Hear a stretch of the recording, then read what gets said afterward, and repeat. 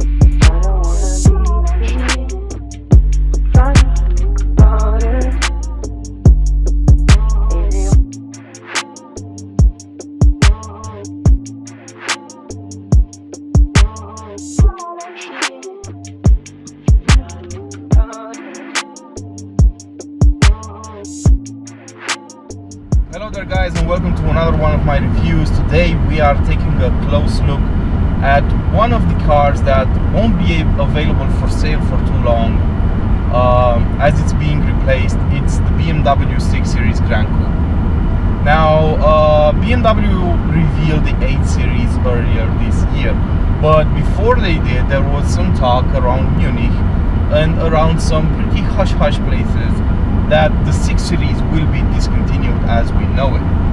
And when BMW unveiled the 8 Series, they made it pretty clear that the 6 Series had its days numbered. The reason I'm saying that is that the 8 Series will take over and it will be replacing the 6 Series Coupe, the 6 Series Gran Coupe, and the 6 Series Convertible. The Coupe has already gone out of production, so if you're looking for a brand new F13 6 Series, you are out of luck. You cannot buy one unless you may find one in stock that's been already configured to some dealer around the world. However, you can still get the convertible and the Gran Coupe for the moment.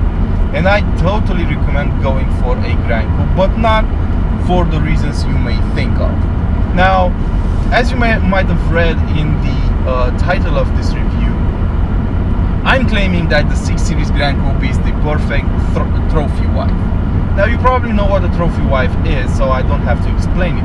But I will explain why I think this is the case with the 6 Series Gran Coupe. Now, to my opinion, the 6 Series Gran Coupe is the best looking BMW in the range right now. It received a facelift a couple of years ago, but it wasn't a big one. It contained just some mild styling tweaks. For example, the front grille was changed, giving the car a bit of a more angular vibe look to it. The headlights were also changed slightly. They also appeared to be a bit sharper, and the whole car got a bit more attitude. But the thing is, you'd have to squint really hard to set the two apart. Watch out, roadkill on road ahead. In real life. Another thing you should know is that inside the cabin, nothing really changed. The layout is exactly the same, but a lot more technology was offered. For example, I'm dealing with iDrive 6.0 right now, the version that was introduced on the 7 Series initially, but then was transferred to other models as well. The 5 Series has it, the 3 Series, every single model in the range now has it. We also have some digital instrument cluster that was considered an upgrade for the facelift version. The car we're testing today is also decked with a lot of carbon fiber inside that looks absolutely brilliant in combination with the black leather and the white stitching. So to my opinion, the 6 Series Gran Coupe looks the best in the range right now, and it is a stunner to look at. Get it in the M6 version and you will drive that thing simply because it looks absolutely amazing. Now the problem with it is that because it is so pretty, BMW had to cut some corners. Now first of all, they're calling it a Gran Coupe, which means it's a coupe in their vision. It's a coupe with 4 doors. Now you can say there are 2 Gran Coupe models in the world. It's the 4 Series Gran Coupe and the 6 Series Gran Coupe. Basically they're sedans, but they look so pretty that BMW wanted to set them apart and call them Gran Coupes. Now another thing that sets them apart is the fact that the doors have frameless windows. So whenever you open a door, there's no frame around the window. That means they had to reinforce the rest of the car in order to keep its structural rigidity. And that also means the car is pretty heavy. That's not an issue for the engine because in this 640D version, the car has 313 horsepower, which is absolutely enough even if it is close to 2 tons heavy. So yeah, it is a heavy car, but it has in this configuration it has an engine that can handle all that weight. And old models in the range can handle their weight easily because you can only get it with 3-liter diesel or petrol engines, which have plenty of punch for the car's weight.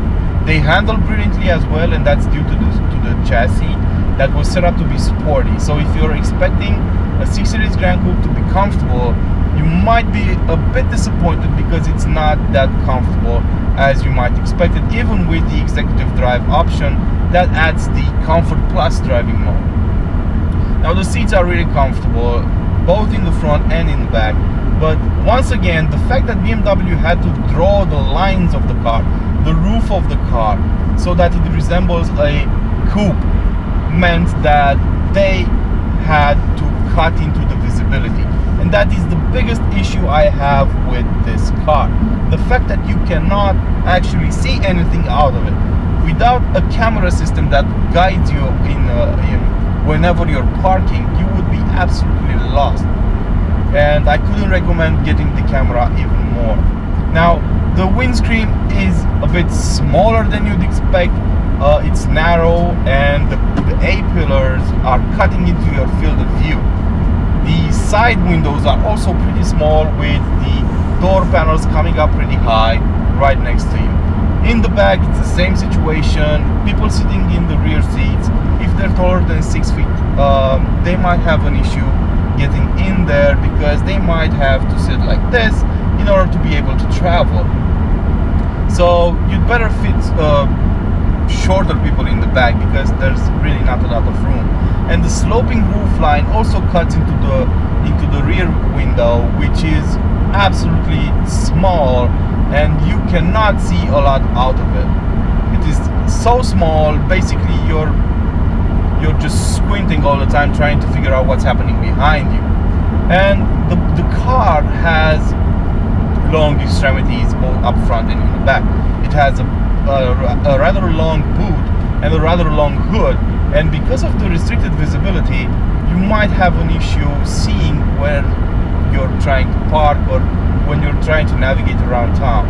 Furthermore, since BMW decided not to continue the production of the 6 Series convertible Gran Coupe and Coupe, they decided not to offer the integral xDrive steering on these models. So if on the 7 Series that kind of steering, the integral steering, would help you squeeze a 5-meter long car into narrow parking spaces, it's not the same with the 6 Series, which also has a steering angle that's really low, so it doesn't really help out. So if you're buying a 6 Series Gran Coupe, you're basically buying yourself a trophy car, a trophy wife. That's because it looks absolutely stunning, it drives well, but it is absolutely useless around town and in day-to-day situations. You cannot claim that this car is practical in any way. It has a decent boot, but you can fit more than 4 people inside, and you need to watch their height. Furthermore, it is a sporty car. It's not all that comfortable. It is a low car. You need to be really careful when you drive it, and you really need to get some rear view cameras in order to be able to park it, because you cannot see anything out the windows. So all that taken into account, let's talk a bit about this particular car. This is a Sonic Blue 640D xDrive. Sonic Blue is a color you won't find in the BMW configurator. It is an individual color, and it goes with the matching individual wheels, 20-inch wheels, that are absolutely amazing. But at the same time, these options are obscenely expensive. This car, the way you see it over here, is carrying a price tag of $107,000. Now that can get you a lot of car. I'm sorry, that's 107,000 euros. That can get you a lot of car in a lot of places. But in the end, you just, whenever you see this car parked in front of your building or your house or whatever, and you know that you're going to get in it and drive it away, it makes everything go away. It is so beautiful. People give you thumbs up on the road all the time. They look, they stare at it for a long time. Whenever you're driving by, you're stopping at a red light, this color just attracts attention like a magnet. And it is indeed really beautiful. It is one of the most beautiful cars I've ever driven in my 5 years of reviewing cars. So yeah, is it worth the money? I couldn't say, but I think on the long run, since the 6 Series is going out of production, investing in an M6 Gran Coupe would be a wise thing to do, because I'm guessing they will become collector's items in a few years when electric cars will take over and the 6 Series Gran Coupe won't be in production anymore, and it will become a future classic, so its value might go up. That's one tip I can give you guys since you subscribe to my channel. So all things considered, the 6 Series Gran Coupe is not a practical car. You can't see out of it, and it is a bit rough over uneven roads. But in the end, it is so beautiful and it handles so well. It is simply the perfect trophy wife. That said, this has been my review of the BMW 6 Series Gran Coupe. We're saying goodbye to it, and we can't wait to see what the 8 Series has in store. Until next time, don't forget to like, share, and subscribe.